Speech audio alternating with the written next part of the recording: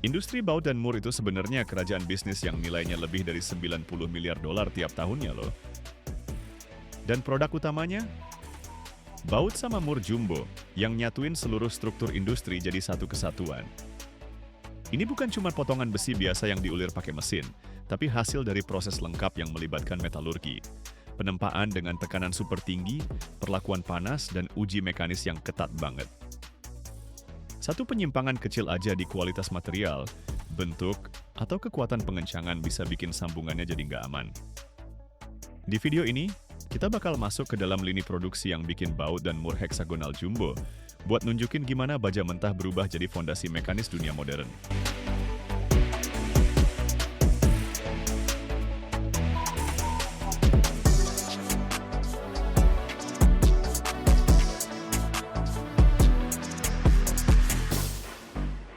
Proses produksi baut dan mur berukuran jumbo dimulai dari satu tahap fundamental banget, pemotongan bahan mentah. Batang baja diameter gede yang dihasilkan dari baja paduan super kuat, dimasukkan ke mesin potong industri dan dipotong jadi segmen-segmen dengan panjang dan berat yang dikontrol dengan presisi tinggi. Sistem pemotongan modern pakai gunting hidrolik atau gergaji industri yang powerful banget, menghasilkan potongan rata dan persegi yang nggak merusak struktur internal logamnya. Selama proses pemotongan berlangsung, cairan pendingin disemprotkan langsung ke area kontak buat nurunin suhu, meminimalkan gesekan, dan bersihin serpihan logam. Ini bikin alat potong tetap stabil, dan memastikan permukaan bahan tetap bersih tanpa kerusakan termal. Biasanya, bahan mentah untuk baut itu sekitar 2 kali lebih panjang daripada bahan untuk mur, karena baut butuh material ekstra untuk penempaan batang dan kepala dalam satu produksi. Dalam satu shift kerja, setiap mesin potong bisa mengolah ribuan bahan mentah baut dan mur. Setiap potongan cuma butuh beberapa detik aja, tapi toleransi yang diperbolehkan itu super ketat loh. Karena bentuk akhir dan kekuatan mekanis produknya sepenuhnya bergantung pada dimensi awal bahan-bahan ini.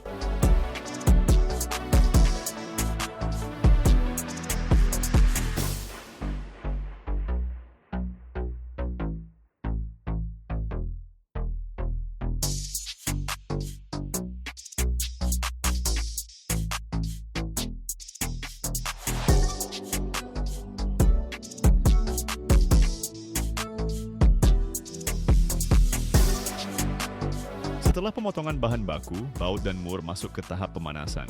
Tapi cara panasnya diaplikasikan ke masing-masing komponen nggak sepenuhnya sama. Untuk mur, seluruh bahan baku baja dimasukkan ke tungku kontinu dan dipanaskan secara merata sampai rentang suhu dari 1900 hingga 2100 derajat Fahrenheit.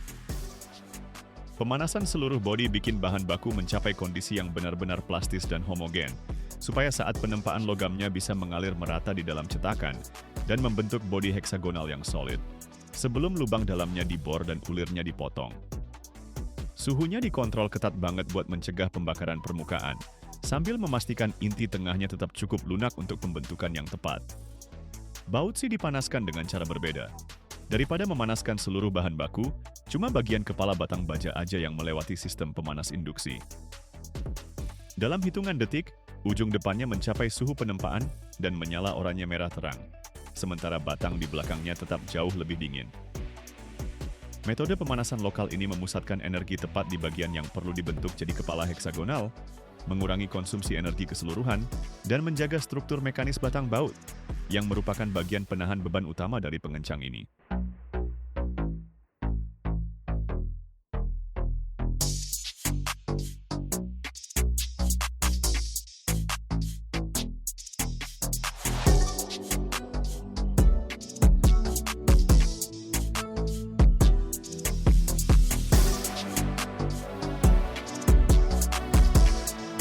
Begitu suhu tempat tercapai, bahan langsung dipindahin ke area tempat panas buat dibentuk.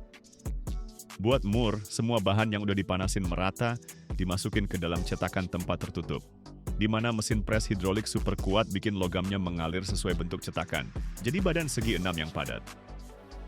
Di bawah tekanan gede ini logamnya makin padat, dan butiran kristalnya tersusun ulang jadi struktur yang lebih rapat, bikin bajanya makin padat dan seragam. Bersamaan dengan setiap siklus pres, cetakan tempanya disemprot sama lapisan cairan pendingin dan pelumas suhu tinggi. Ini ngebantu ngontrol panas, ngurangin gesekan, dan ngelindungin permukaan cetakan selama kerja terus-menerus. Buat baut, proses tempanya fokus ke bagian kepala yang udah dipanasin sama induksi. Bahannya diposisiin supaya ujung yang panasnya pas ada di dalam cetakan, terus press ngasih tekanan, bikin logamnya ngalir keluar, bentuk kepala segi 6. Di saat yang sama, cetakannya juga disemprot pelumas suhu tinggi yang sama kayak proses tempa mur. Pas cairannya kena cetakan panas, langsung menguap dan bikin lapisan pelindung sementara. Ini ngehindarin logam nempel dan memastiin kepala bautnya terbentuk bersih, dengan tepi yang tajam dan jelas banget.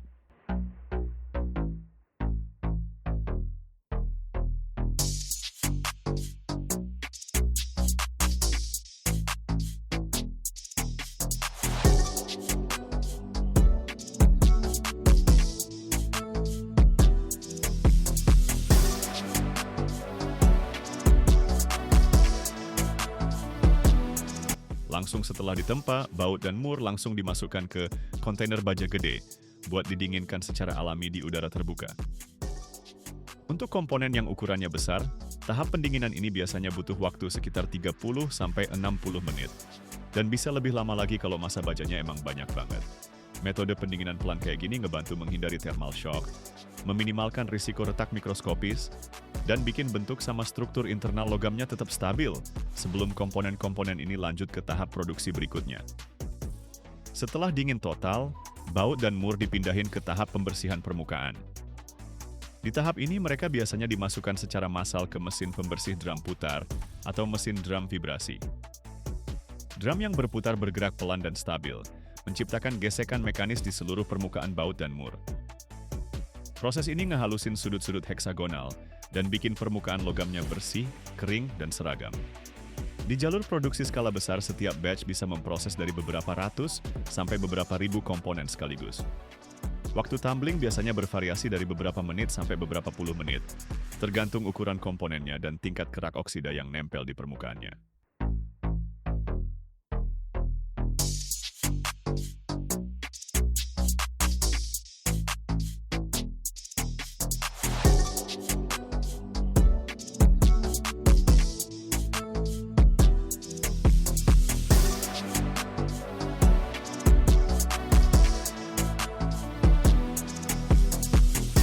Habis permukaan dibersihkan, baut sama mur masuk ke tahap penandaan identifikasi.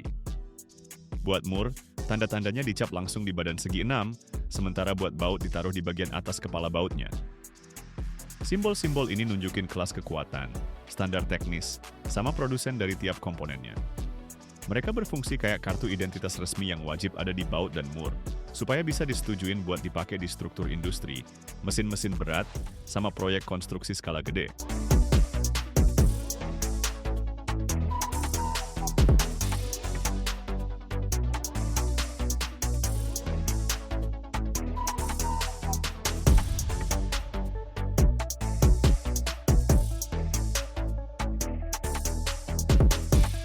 Setelah bentuk akhirnya tercapai dan sudah dapat penanda identifikasi, baut dan mur masuk ke salah satu tahap paling krusial dalam keseluruhan proses, pembuatan ulir.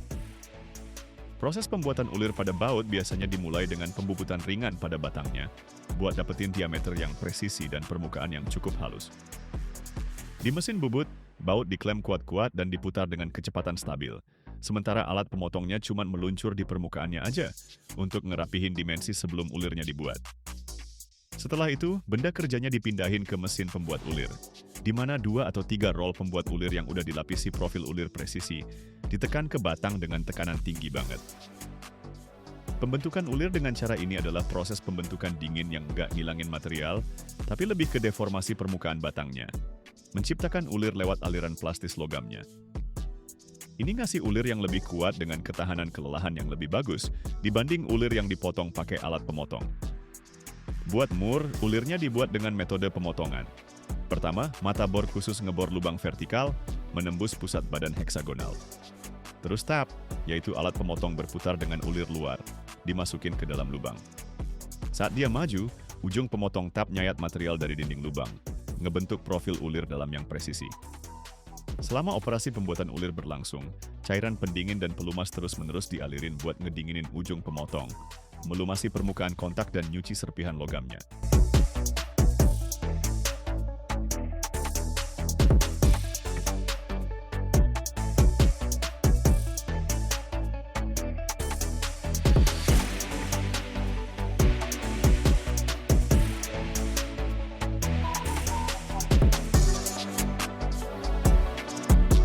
Setelah proses pembuatan ulir selesai, Baut dan Moore masuk ke tahap quality control terakhir. Pertama, dilakukan pengecekan geometri, diameter, jarak ulir, kedalaman ulir, keselarasan sumbu, dan ketajaman profil ulir.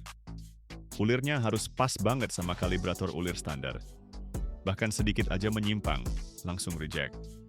Terus ada uji mekanik, termasuk kekerasan permukaan, kekuatan tarik, dan ketahanan terhadap torsi. Cuman setelah lolos semua tes ini, Baut dan Moore baru bisa masuk ke tahap pengemasan. Di titik ini produknya udah nggak lagi setengah jadi, tapi komponen struktural lengkap yang siap dikirim ke lokasi konstruksi, pembangkit listrik, jembatan baja, atau anjungan pengeboran, di mana setiap Baut dan Moore bakal punya tanggung jawab buat nahan sistem industri raksasa tetap nyatu.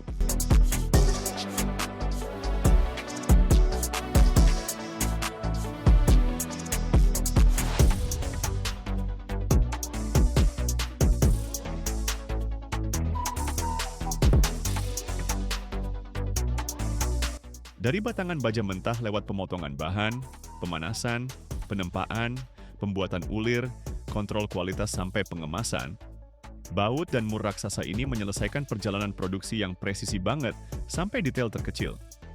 Kalau lo ngerasa perjalanan ini menarik, kasih like buat dukung video ini, tinggalin komentar buat share pemikiran lo, dan subscribe channel ini supaya bisa terus explore lini produksi yang diam-diam ngedukung kerja dunia modern.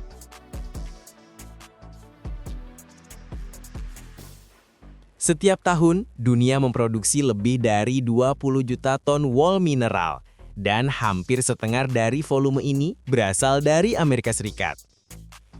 Ini adalah material yang mampu menahan terpaan langsung api dengan suhu 1.500 derajat Celcius, namun beratnya lebih ringan daripada udara yang terperangkap di dalamnya. Bagaimana batuan vulkanik yang keras dan berat yang terlahir dari api bumi bisa berubah menjadi insulasi yang ringan dan berpori, mirip seperti gula-gula kapas yang lembut?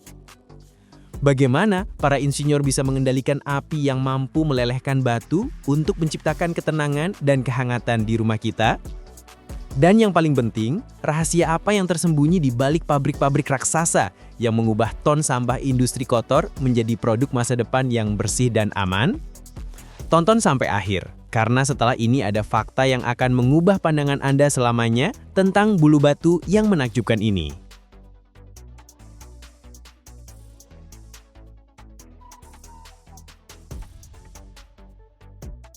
Pasar wall mineral di Amerika Serikat adalah mesin raksasa yang tidak terlihat memutar miliaran dolar. Kita berbicara tentang industri yang nilainya sudah melampaui 4 miliar dolar per tahun dan menurut prediksi analis akan terus berkembang.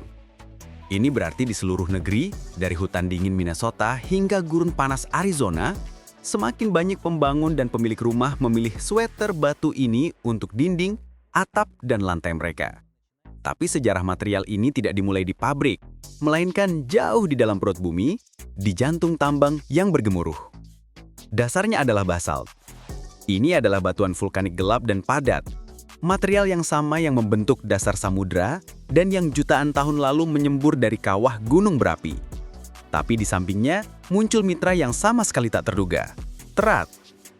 Ini adalah produk sampingan dari raksasa metalurgi, lelehan beku dari kotoran yang tersisa setelah peleburan baja. Dulu, material ini dianggap sampah yang tidak berguna dan hanya dibuang ke tempat pembuangan menciptakan gunung-gunung buatan. Dan hari ini, ia adalah bahan baku yang sangat berharga.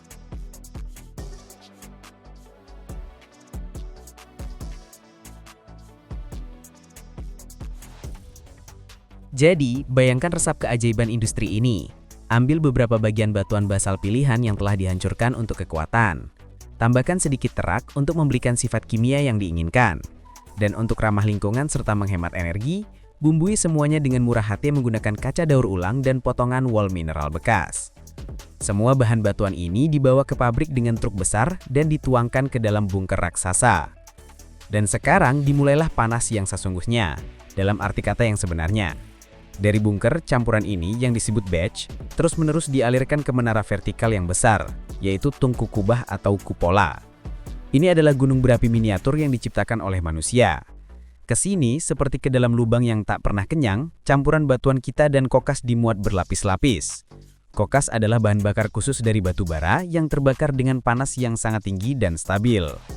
Kipas yang sangat kuat berdengung seperti turbin pesawat memompa ribuan meter kubik udara ke dalam tungku, meningkatkan suhu hingga nilai yang benar-benar luar angkasa, yaitu 1500 derajat Celcius.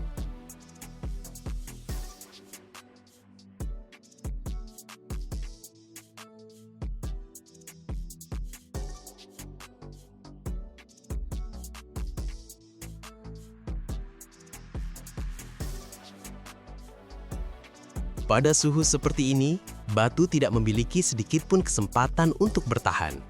Batu meleleh, retak, dan berubah menjadi massa cair yang membara dengan cahaya putih yang menyilaukan.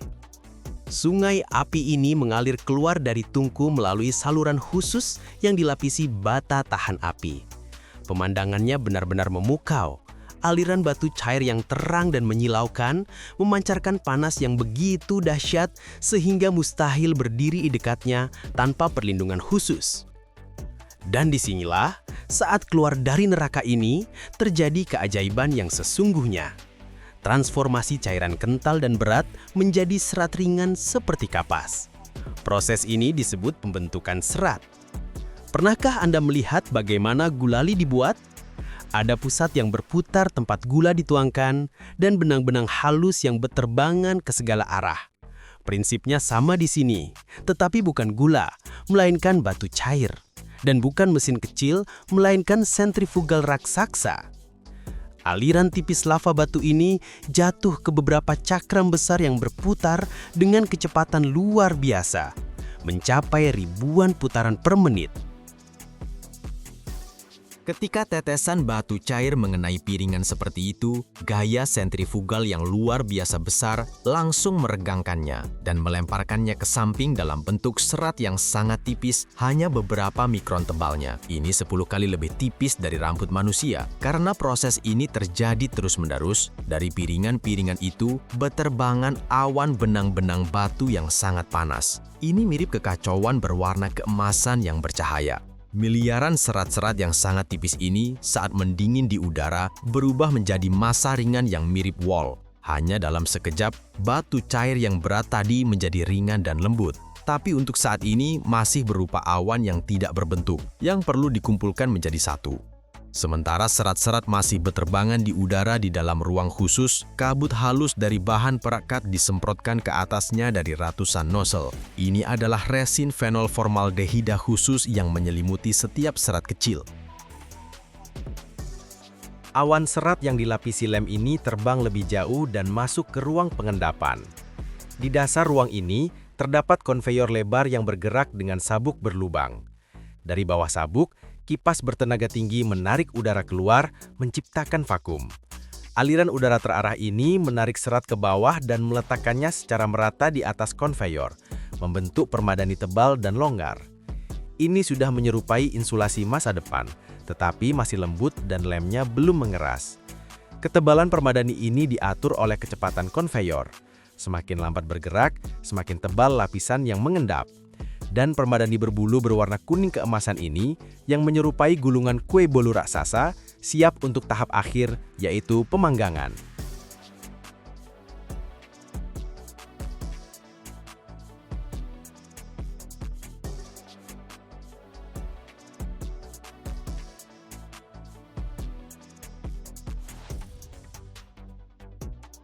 Ia perlahan masuk ke dalam tungku raksasa yang disebut ruang polimerisasi. Ini adalah terowongan panjang berlapis banyak, di dalamnya dijaga suhu sekitar 200 derajat Celcius. Tujuan tahap ini bukan sekedar mengeringkan karpet, melainkan memanggang lem. Resin di bawah pengaruh suhu mengalami polimerisasi. Artinya, molekul-molekulnya saling terikat, membentuk jaringan 3 dimensi yang kuat, berubah menjadi plastik padat yang merekatkan serat batu dengan sangat kuat di titik persilangan mereka. Di dalam tungku inilah, wol mineral memperoleh sifat akhirnya. Ia menjadi elastis, mampu memulihkan bentuknya setelah ditekan. Selama proses ini, resin sering berubah warna, memberikan produk akhir warna khas kuning kecoklatan. Dari ujung lain tungku pemanggang raksasa ini, yang keluar bukan lagi karpet yang rapuh, melainkan lapisan padat dan elastis, dengan ketebalan dan kepadatan yang sudah ditentukan.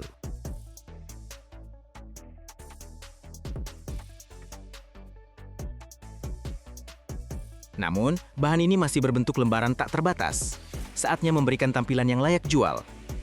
Karpet panas ini melewati serangkaian alat pemotong. Gergaji piringan tajam atau pisau kuat memotongnya secara memanjang dan melintang dengan presisi luar biasa, menjadi lembaran atau gulungan berukuran standar. Misalnya selebar 40 atau 60 cm agar pas sempurna di antara tiang rangka rumah. Tepinya diratakan, dan sekarang kita melihat produk yang sudah familiar. Di sini, terjadi sedikit keajaiban lagi, yaitu pengemasan. Karpet atau gulungan jadi dimasukkan ke jalur pengemasan. Mesin pres khusus memampatkannya, menghilangkan hampir semua udara. Volume produk bisa berkurang hingga beberapa kali lipat. Kemudian blok yang dipadatkan ini dengan cepat dibungkus plastik polietilen tebal dan disegel.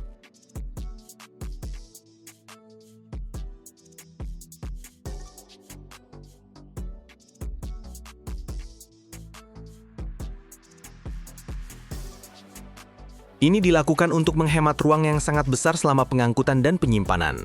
Ini seperti kantong vakum untuk pakaian. Alih-alih gulungan besar yang longgar, kita mendapatkan paket yang padat dan kompak.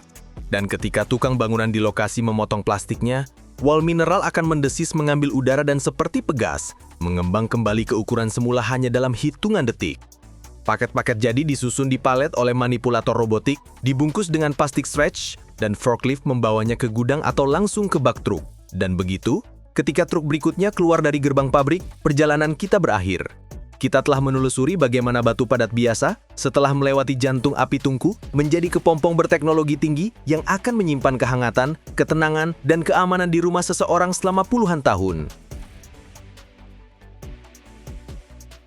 Sekarang, mari kita bahas hal yang paling menarik, yaitu tentang ramah lingkungan. Karena disinilah wall mineral benar-benar mengubah paradigma. Kita sudah membahas bahwa bahan ini dibuat dari batu dan terak. Nah, rata-rata wall mineral modern terdiri dari 70% bahan daur ulang. Terkadang angka ini bahkan mencapai 90%. Bayangkan saja, 3/4 dari insulasi Anda pada dasarnya adalah limbah industri yang diberi kehidupan kedua. Ini adalah jutaan ton terak metalurgi yang dulu hanya dibuang ke tempat pembuangan sampah.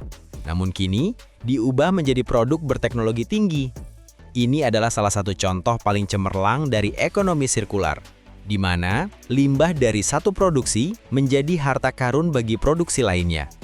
Pabrik-pabrik raksasa seperti Rockwell atau Owens Corning setiap tahunnya mendaur ulang terak dalam jumlah yang cukup untuk mengisi ribuan kolam renang Olimpik.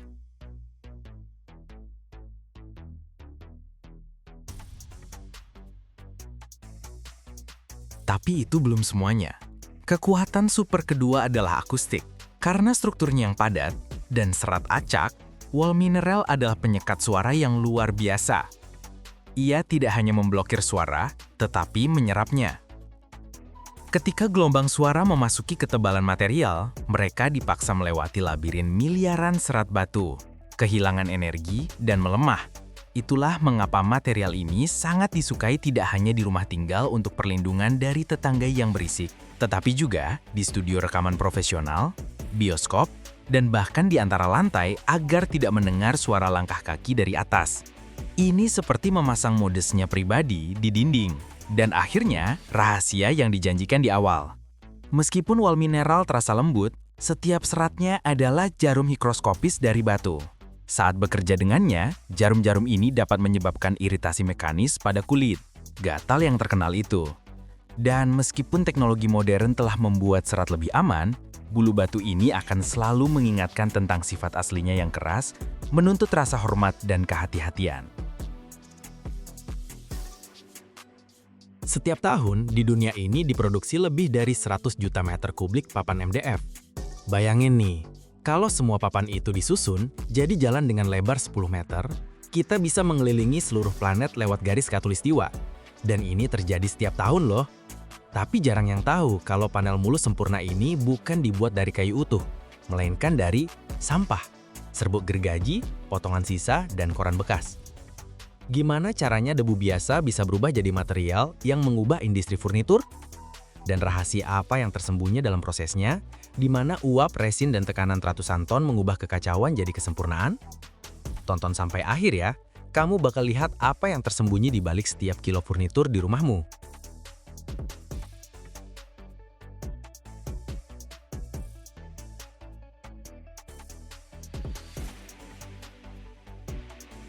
Bahan dasar MDF itu bukan dari kayu utuh loh, tapi dari yang dulu dianggap sampah. Serbuk kayu, serpihan, potongan sisa, bahkan kertas bekas. Ini contoh nyata pemanfaatan sumber daya yang cerdas banget. Tumpukan limbah kayu ini dibawa ke pabrik, dan pertama-tama dibersihin dulu dengan teliti. Magnet super kuat bakal narik semua kotoran logam, paku, staples, dan sistem penyaringan juga ngebuang pasir sama batu yang bisa merusak mesin mahal. Setelah itu, bahan mentahnya dimasukin ke tangki besar, di mana semuanya dicuci dan dikukus pakai uap panas. Ini bukan cuma buat bersihin aja. Uap diperlukan buat melunakkan lignin, lem alami yang ngikat serat-serat kayu jadi satu. Nah, sekarang dimulai tahap paling penting yang membedakan MDF dari saudaranya yang lebih kasar, chipboard alias particle board.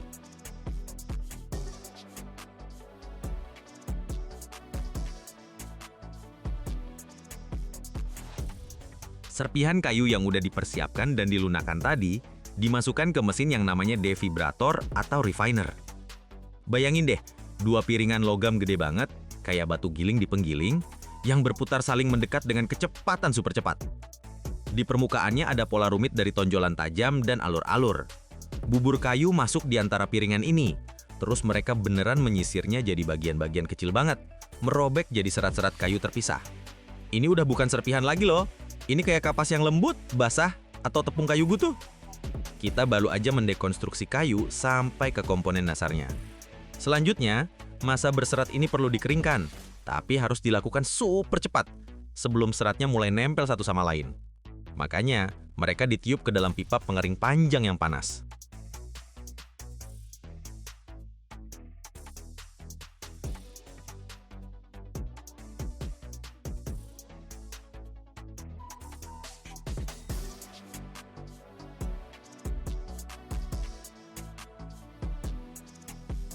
Aliran udara panas mengangkat serat-serat ini, dan saat mereka terbang melalui pipa ini, semua kelembapan berlebih menguap dari mereka. Dan di sini nih, saat serat-serat masih panas dan terbang dalam pusaran ini, terjadi tahap kunci berikutnya, pelapisan resin. Ke dalam aliran udara, melalui nozzle khusus, disemprotkan kabut halus dari bahan pengikat. Ini adalah resin urea, lem kita. Kabut ini menyelimuti setiap serat kecil, melapisinya dengan film tipis yang lengket. Ini metode yang sangat efektif banget, menjamin distribusi lem yang merata sempurna. Fakta menarik, resin urea pertama kali disintesis pada tahun 1920-an, tapi baru mulai digunakan secara massal dalam produksi papan kayu setelah Perang Dunia Kedua. Sekarang, massa yang dilapisi resin ini kering dan ringan seperti bulu, siap menjadi papan.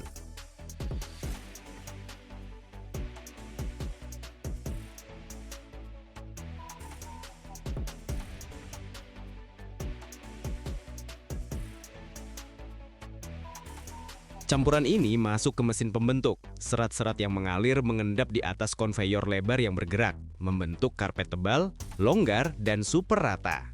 Roll khusus memadatkannya sedikit, lalu pisau raksasa memotongnya sesuai panjang yang dibutuhkan. Ini udah mulai mirip papan jadinya, tapi sekarang masih berupa kasur tebal dan lembut dari serat kayu. Nah, sekarang saatnya bagian paling penting, pengepresan panas.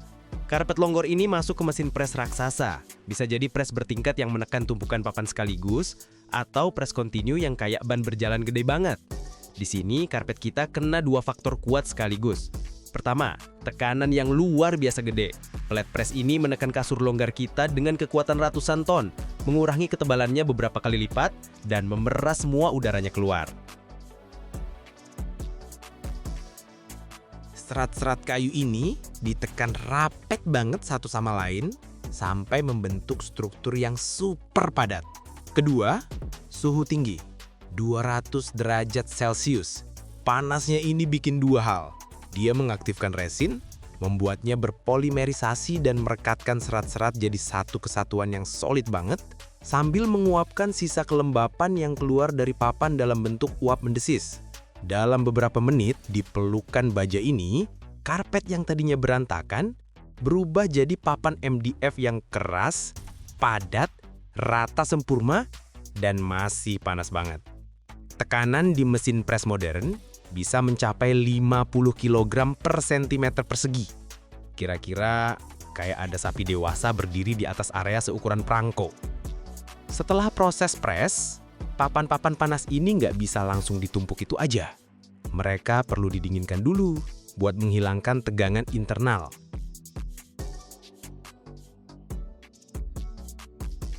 Papan-papan ini diletakkan di pendingin berbentuk kipas khusus, mirip seperti lemari arsip raksasa, di mana papan-papan tersebut perlahan mendingin sambil dihembus udara. Setelah papan dingin, saatnya memberikan tampilan yang siap jual. Pertama, papan-papan ditumpuk tinggi dan dibiarkan mengendap selama beberapa hari. Ini menstabilkan struktur internalnya. Kemudian, setiap papan melewati mesin penghalus. Bayangin, mesin amplas sabuk raksasa dengan beberapa kepala. Sabut abrasif lebar mengikis lapisan permukaan tipis dari kedua sisi, membawa papan ke ketebalan yang sangat presisi, misalnya 16 atau 18 mm, dan menciptakan permukaan halus seperti kertas yang terkenal itu. Dan sentuhan akhir, pemotongan. Gergaji besar memotong papan teknologi besar menjadi format komersial standar.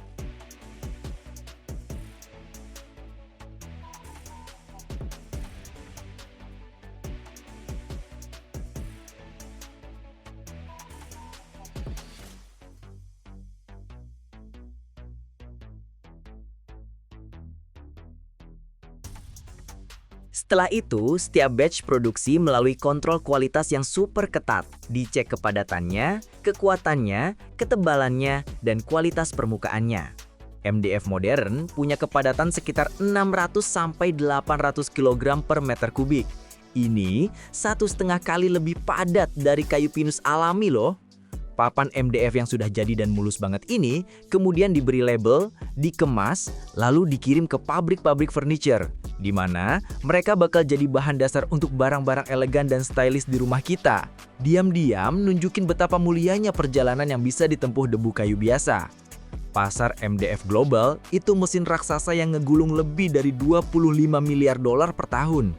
Dan mesin ini nggak berencana berhenti. Prediksi bilang bakal tumbuh 6% tiap tahunnya. Artinya, permintaan buat material mulus ini gila-gilaan banget. Terus siapa sih kepala koki utama di dapur ini? Raja yang nggak tertandingi adalah China. Mereka produksi lebih dari 50% total MDF di seluruh dunia loh. Pabrik-pabrik China kerja non-stop, ngeluarin jutaan meter kubik papan buat pasar dalam negeri dan ekspor. Tapi Eropa juga nggak kalah jauh nih.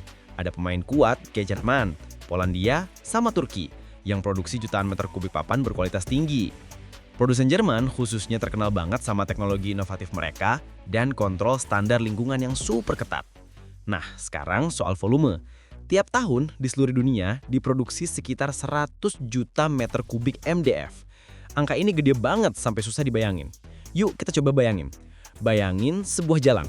Kalau semua MDF ini dibikin jalan dengan lebar 10 meter dan tebal 25 cm, jalan ini bisa buat ngelilingin seluruh planet kita sepanjang garis khatulistiwa loh. Luar biasa banget. Ini aliran material tanpa henti yang berubah jadi furnitur, pintu, dan panel buat rumah kita. Yang menarik nih, MDN punya sifat unik yang nggak dimiliki kayu asli. Dia nggak ada mata kayu, retak, atau rongga. Bisa di-fresh untuk bikin elemen dekoratif rumit yang mustahil atau terlalu mahal kalau pakai kayu solid. Makanya MDF jadi material nomor 1 buat produksi kitchen cabinet, pintu panel, dan panel dekoratif. Selain itu, MDF tahan banget buat sekrup. Sekrup nancep jauh lebih kuat dibanding particle board biasa. Permukaannya yang halus sempurna buat dicat. Cat nempel rata tanpa serat atau tekstur, bikin efek kayak plastik atau bahkan kaca. Ekolog sering kritik MDF karena pakai resin formaldehida. Tapi, teknologi modern sekarang udah bisa bikin panel kelas E0 dan E1/2 di mana emisi formaldehidanya lebih rendah dari kayu alami loh. Dan begitulah, setelah melewati perjalanan dari tumpukan serbuk gergaji dan potongan kayu, lewat sauna uap, defibrator, pengepresan di bawah ratusan ton tekanan, dan penghalusan akhir, lahirlah material keren ini. Padat, kuat, halus sempurna, dan siap jadi bagian dari rumah kita. Dari kabinet dapur sederhana sampai fasad ukiran mewah, dari pintu interior biasa sampai panel dekoratif rumit, di mana-mana ada MDF, pahlawan diam-diam interior modern. Dia nggak minta dipuji, nggak cari ketenaran, Tapi dialah yang bikin rumah kita nyaman dan cantik banget. Dan sekarang kamu udah tahu ceritanya. Dari sampah jadi masterpiece. Dari debu kayu jadi karya seni teknik. Setiap detik di dunia ini, ada 30 juta microchip yang diproduksi. Smartphone, komputer, mobil, satelit, semuanya jalan gara-gara satu elemen aja. Dia bersembunyi di pasir biasa yang ada di bawah kaki lo. Tapi setelah transformasi yang luar biasa, dia jadi otak peradaban digital kita. Ini silikon, elemen paling banyak kedua di bumi. Tapi dapatin versi murninya itu lebih susah daripada emas loh. Lo bakal tahu gimana pasir dilebur di suhu yang lebih panas dari permukaan matahari, kenapa 1 gram aja kotoran bisa ngehancurin sejuta chip, dan gimana caranya bikin material dengan kemurnian 99,999999999%. Tonton sampai habis, soalnya di akhir lo bakal lihat gimana dari segenggam pasir masa depan manusia lahir.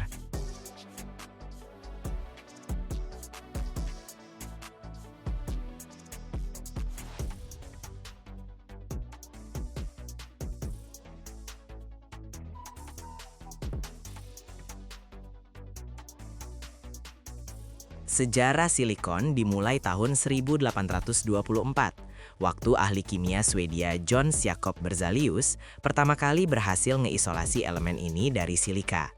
Dia nyebutnya silisium, dari bahasa Latin silex, yang artinya batu api. Tapi waktu itu nggak ada yang nyangka kalau logam abu-abu kebiruan ini bakal jadi fondasi revolusi teknologi abad ke-20. Di alam, silikon murni itu nggak ada loh. Dia selalu nempel sama oksigen, jadi silikon dioksida, pasir biasa, kuarsa, kristal kuarsa. Kerak bumi itu 27%-nya terdiri dari silikon. Ini elemen kedua paling banyak setelah oksigen. Setiap batu, setiap butiran pasir pasti mengandung silikon. Tapi ngubah elemen yang ada di mana-mana ini jadi logam murni, itu tugas yang super berat banget. Terobosannya terjadi di pertengahan abad ke-20, waktu para ilmuwan sadar, silikon bisa jadi semikonduktor.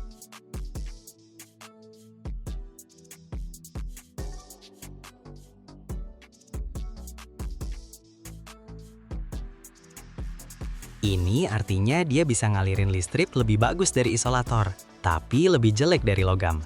Dan sifat ini bisa diatur-atur. Dari situlah lahir ide transistor, terus berkembang jadi microchip. Transistor silikon pertama dibuat tahun 1954 di Bell Labs. Sejak saat itu dimulailah Silicon Valley. Bukan cuma tempat di peta, tapi satu era gede banget. Sekarang produksi silikon metalik dunia udah nyampe 9 juta ton per tahun. Cina ngeproduksi sekitar 65% dari semua silikon, Rusia sekitar 8%, Norwegia, Brasil, sama Amerika Serikat bagi-bagi sisanya. Tapi semua perjalanan ini mulainya dari satu hal aja, dari pasir. Bukan pasir sembarangan loh, tapi pasir kuarsa, hampir murni silikon dioksida. Pasir ini ditambang di tambang khusus, di mana kandungan silikon dioksidanya lebih dari 98%. Deposit pasir kuarsa terbesar ada di Norwegia, Amerika Serikat, Brasil, sama Rusia.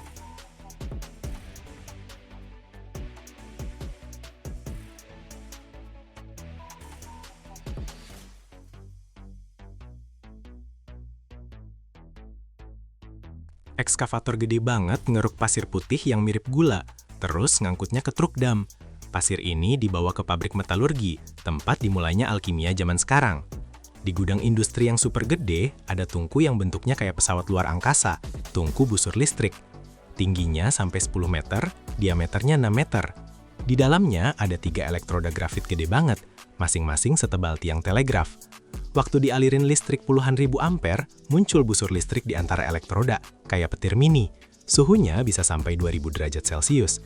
Ini lebih panas dari lava gunung berapi, bahkan lebih panas dari permukaan beberapa bintang.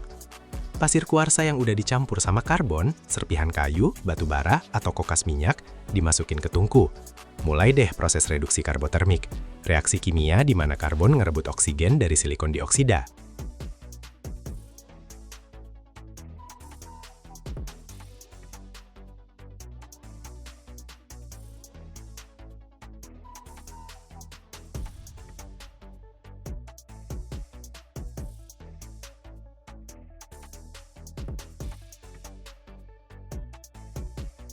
Rumusnya simple, tapi prosesnya brutal banget.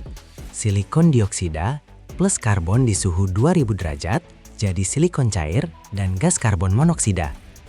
Tungkunya mengaum kayak mesin jet. Di dalamnya neraka api mengamuk. Silikon cair lebih berat dari terak, jadi mengendap di dasar tungku, bikin danau perak dari logam cair. Tiap beberapa jam, pekerja pakai kostum tahan api, buka letka, lubang di bagian bawah tungku, dan silikon cair mengalir keluar kayak sungai api yang menyilaukan, masuk ke wadah khusus. Suhu alirannya 1500 derajat. Udara di sekitarnya bergetar karena panasnya. Silikon dituang ke cetakan besi tuang, di mana dia pelan-pelan dingin jadi batangan logam abu-abu. Ini belum silikon murni loh, ini silikon teknis, dengan kemurnian sekitar 98%. Masih ada kotoran besi, aluminium, kalsium. Buat metalurgi atau produksi silikon, ini udah cukup. Tapi buat elektronik, wah ceritanya beda banget. Buat microchip itu butuh silikon dengan kemurnian 99,99999999999999%. Bayangin nih, dari 1 miliar atom silikon, cuma boleh ada maksimal 1 atom pengotor doang. Gila kan? Ngejar tingkat kemurnian segitu tuh kayak sulap, serius. Nah, silikon teknis ini dikirim ke pabrik kimia buat dimurniin. Prosesnya gimana? Pertama, silikonnya dihalusin jadi bubuk terus dicampur sama hidrogen klorida di suhu 300 derajat. Hasilnya, triklorosilan, cairan beracun yang mudah menguap dan mendidih di suhu 32 derajat aja. Ini senyawa perantara sih, tapi perannya krusial banget. Triklorosilannya terus dipompa lewat serangkaian kolom distilasi, tawar gede-gede yang tingginya kayak gedung 10 lantai cuy. Cairannya mendidih, menguap, mengembun, terus mendidih lagi. Dan setiap siklus, kotoran-kotorannya ketinggalan. Setelah ratusan siklus, jadilah triklorosilan dengan kemurnian 99,9%. Nah, sekarang dari sini harus dikembaliin lagi jadi silikon murni. Caranya pakai proses Siemens, salah satu yang paling keren dan rumit di dunia metalurgi. Di dalam reaktor kedap udara, dipasang batang silikon tipis sebagai bibit. Ke dalamnya dialirkan triklorosilan yang udah dimurniin bareng hidrogen. Terus dipanasin sampai 1100 derajat. Di suhu segitu, triklorosilan pecah dan silikon murni nempel di batang bibit. Nambah tebal lapis demi lapis, atom demi atom. Prosesnya jalan beberapa hari. Dalam waktu itu, batang tipis berubah jadi silinder gede dengan diameter sampai 200 mm dan berat sampai 300 kg. Bentuknya kayak stalaktit raksasa berwarna abu-abu. Inilah silikon polikristalin, material paling murni yang pernah dibuat manusia. Kemurniannya mencapai 11 angka 9, 99,999,999,999,999%.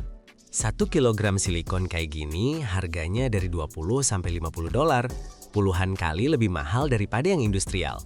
Silikon polikristalin dipotong-potong, terus dikirim ke pabrik yang bikin monokristal. Nah, di sini mulai deh proses yang lebih gila lagi, menumbuhkan kristal. Iya, beneran ditumbuhin, kayak tanaman gitu. Potongan-potongan polisilikon dimasukin ke wadah kuarsa, terus dilebur di suhu 1420 derajat, titik lebur silikon. Jadinya kayak danau logam cair yang permukaannya mulus banget kayak cermin. Terus ke dalam leburan itu perlahan-lahan diturunin kristal benih, sepotong kecil silikon monokristalin yang orientasinya udah sempurna. Dan mulai deh, diputar pelan-pelan sambil diangkat ke atas dengan kecepatan beberapa milimeter per jam. Silikon cair itu mengkristal di benihnya, atom-atom menyusun diri jadi kisi kristal yang sempurna, nge-copy struktur dari benihnya. Prosesnya mirip kayak narik benang gula raksasa dari sirup. Cuma bedanya bukan sirup, tapi logam cair pada suhu 1500 derajat. Setelah beberapa hari, dari lelehan itu tumbuh monokristal silinder. Batangan sepanjang 2 meter dengan diameter 300 mm, beratnya bisa sampai 300 kg. Ini kristal tunggal loh, di mana semua triliunan-triliun atom tersusun dalam keteraturan sempurna. Silinder kayak gini disebut bule atau ingot. Warnanya abu-abu, mulus dengan kilau logam. Satu batangan aja harganya puluhan ribu dolar. Bule-bule ini dikirim buat dipotong. Mereka dikencangkan di mesin khusus dan dipotong pakai gergaji berlian jadi lembaran tipis, wafer. Ketebalan satu lembar sekitar 700 mikrometer, lebih tipis dari 1 mm. Proses pemotongannya berjalan beberapa sentimeter per jam, soalnya getaran sekecil apapun bakal ngehancurin kristal yang rapuh ini.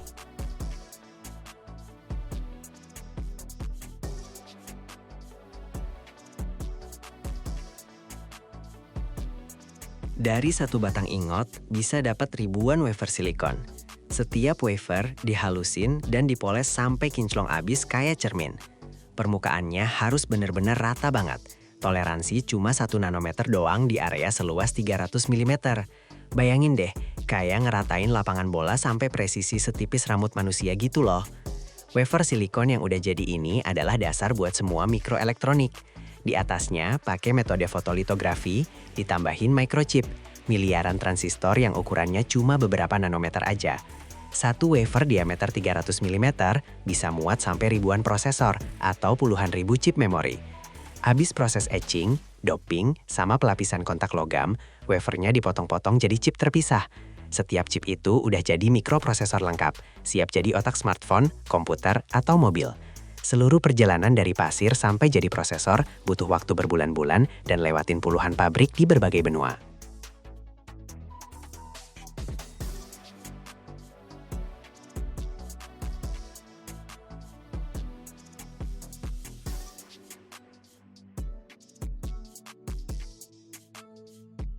Perjalanan luar biasa ini dari segenggam pasir di tambang sampai chip mikroskopis di HP kamu. Ngebuktiin seberapa jauh umat manusia udah berkembang dalam memahami materi. Silikon ngasih kita komputer, internet, kecerdasan buatan, pesawat luar angkasa. Setiap hari 7 miliar orang pegang perangkat yang jalan berkat elemen ini. Pasar wafer silikon global nilainya lebih dari 15 miliar dolar per tahun. Dan pasar mikrochip lebih dari 500 miliar dolar. Semua ini dibangun dari logam abu-abu yang dulu cuma pasir biasa aja. Silikon jadi fondasi era digital. Tanpa dia nggak bakal ada komputer, smartphone, atau internet. Kita hidup di peradaban silikon, tapi jarang kepikiran soal itu. Dan setiap kali kamu nyentuh layar HP, ingat, di balik kaca itu ada miliaran transistor yang dibuat dari pasir yang sama yang kamu injakin tiap hari.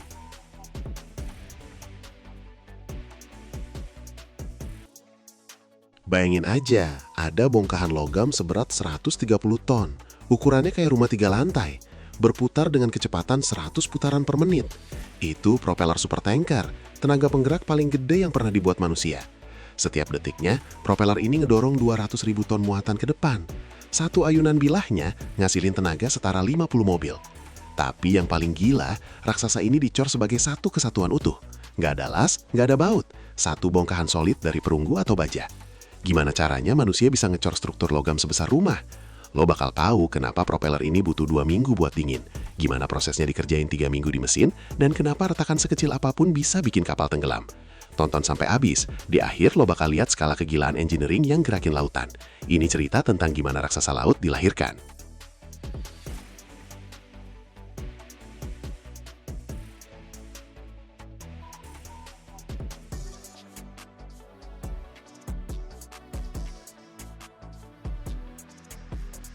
Sejarah baling-baling kapal dimulai di awal abad ke-19. Sebelum itu, kapal-kapal bergerak pakai layar, dayung atau roda dayung. Roda dayung tuh nggak efisien banget, setengah energinya kebuang sia-sia. Di tahun 1836, seorang petani sekaligus penemu asal Inggris, Francis Smith, mematenkan baling-baling kapal. Konsepnya simpel, bilah-bilah yang berputar masuk ke air kayak pembuka botol ke gabus, mendorong kapal maju. Baling-baling pertama masih kecil, diameternya cuma 1–1,5 meter, dibuat dari kayu atau besi tuang. Tapi seiring kapal makin gede, baling-balingnya juga ikut membesar. Di awal abad ke-20, muncul kapal uap baja yang panjangnya lebih dari 100 meter. Mereka butuh baling-baling diameter 3–4 meter. Dan pas supertanker sama kapal kontainer muncul di pertengahan abad ke-20, ukuran baling-balingnya jadi luar biasa besar. Kapal-kapal raksasa modern yang panjangnya 400 meter, butuh baling-baling diameter 8–10 meter. Itu tingginya setara gedung 3 lantai loh.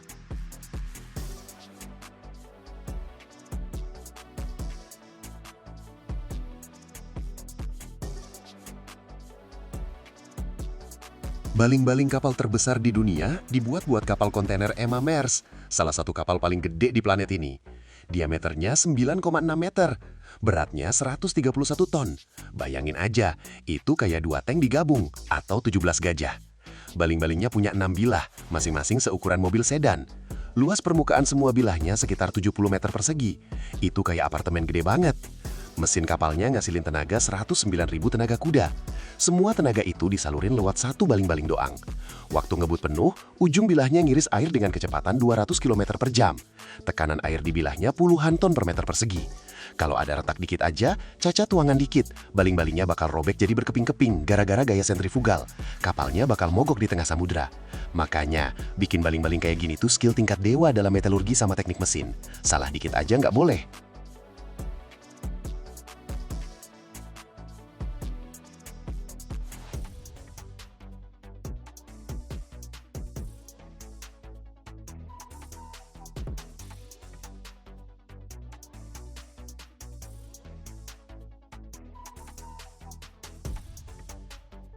Di mana dan gimana sih mereka bikin monster-monster ini? Produsen baling-baling kapal terbesar ada di Jepang, Korea Selatan, Cina, Jerman, sama Belanda.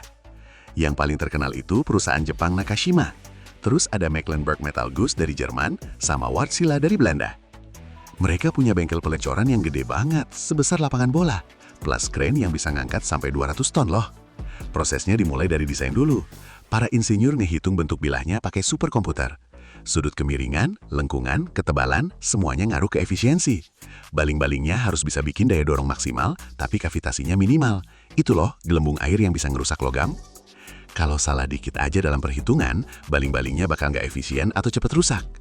Setelah semua perhitungan beres, mereka bikin model kayu baling-baling dengan ukuran aslinya. Iya, dari kayu beneran.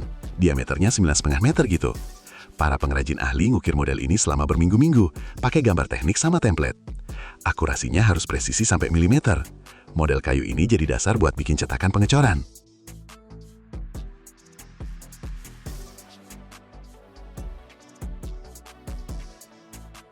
Model kayu dilapisi sama komposisi khusus, terus dimasukin ke dalam opoka raksasa. Ini kotak baja gede banget seukuran ruangan. Di sekitar modelnya, mereka ngetam campuran cetakan. Ini pasir yang dicampur sama bahan pengikat. Campurannya ditam lapis demi lapis. Setiap lapis dipadatin pakai getaran dan tekanan. Prosesnya butuh beberapa hari loh. Begitu opokannya penuh, cetakannya dipisahin jadi 2 bagian. Terus model kayunya dikeluarin hati-hati.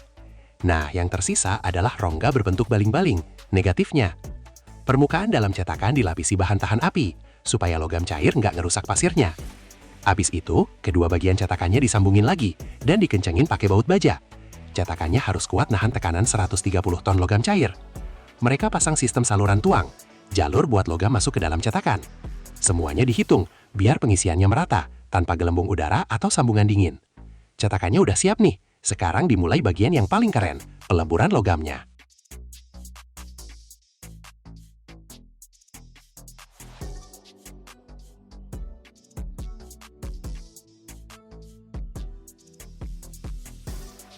Di bengkel pengecoran, ada tungku induksi gede banget. Wadah baja berkapasitas 40 meter kubik, dikelilingi sama kumparan elektromagnetik. Ke dalam tungku dimasukin bahan baku dari perunggu atau baja paduan, batangan, ingot, bekas potongan. 140 ton logam. Ini lebih dari cukup sih. Sebagian bakal tersisa di saluran tuang sama cadangannya. Arus listrik dinyalain. Elektromagnet super kuat ngebuat arus eddy di dalam logam. Logamnya mulai panas dari dalam. Suhunya naik sampai 1600 derajat Celcius. Logamnya meleleh, cahayanya oranye terus jadi putih. Permukaannya kayak mendidih gitu. Para ahlinya ngangkat terak, oksida sama kotoran yang ngapung ke atas. Ditambahin elemen paduan, mangan, nikel, aluminium, buat kekuatan dan tahan karat. Diambil sampel cairannya, dianalisis komposisinya. Begitu semuanya udah siap, proses penuangan dimulai. Tungkunya dimiringin pakai mekanisme khusus. Logam cair mengalir ke gayung gede banget yang digantung di kren jembatan. Gayungnya muat 140 ton. Ini operasi paling krusial nih. Logamnya harus homogen dari segi komposisi dan suhunya.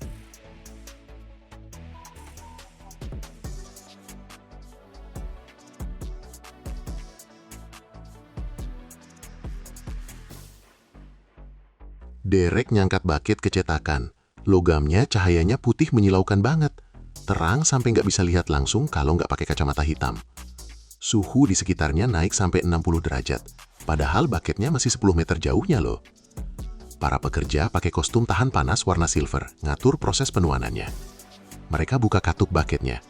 Logam cairnya mengalir ke sistem saluran tuang. Awalnya alirannya kecil dulu nih, buat ngehangetin salurannya. Terus alirannya makin deras. Logamnya ngisi cetakan dari bawah ke atas, ngedorong udaranya keluar lewat saluran ventilasi khusus. Proses penuangannya itu sekitar 1 jam. 140 ton logam cair ngalir dari baket ke cetakan. Begitu cetakannya penuh, katup baketnya ditutup. Permukaan logam di cetakan langsung ada lapisan oksida gitu. Terus ditaburi bubuk khusus yang bikin lapisan pelindung. Nah, sekarang saatnya nunggu. Logamnya harus dingin dan mengeras. Tapi dengan ukuran segede itu, prosesnya nggak cepat. 130 ton perunggu atau baja dinginnya lama banget. Lama banget.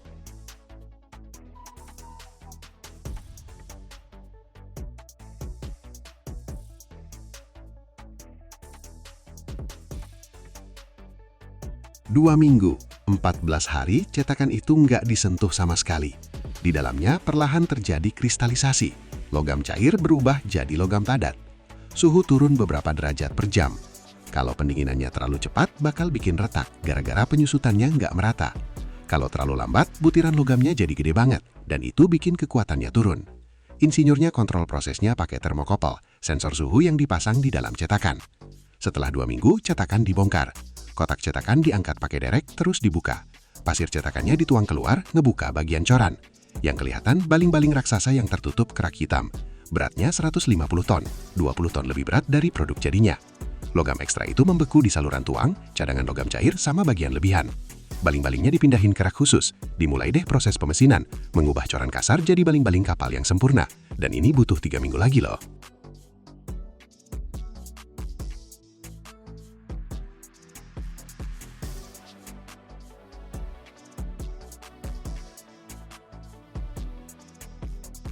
Pertama, mereka motong saluran-saluran logam beku yang nempel, bekas jalur masuknya logam cair waktu pengecoran, pakai pemotong gas sama gergaji pita jumbo.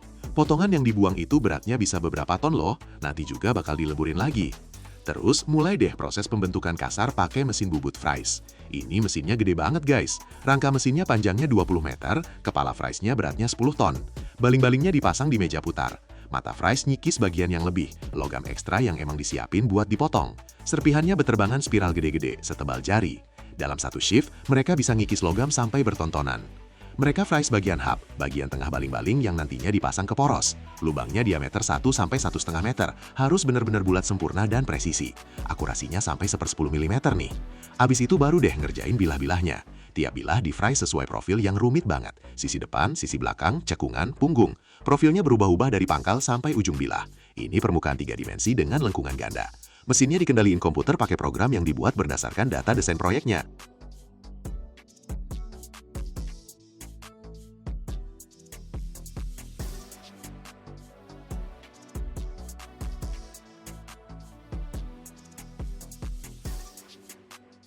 Setelah pengerjaan kasar selesai, baru deh masuk ke tahap finishing.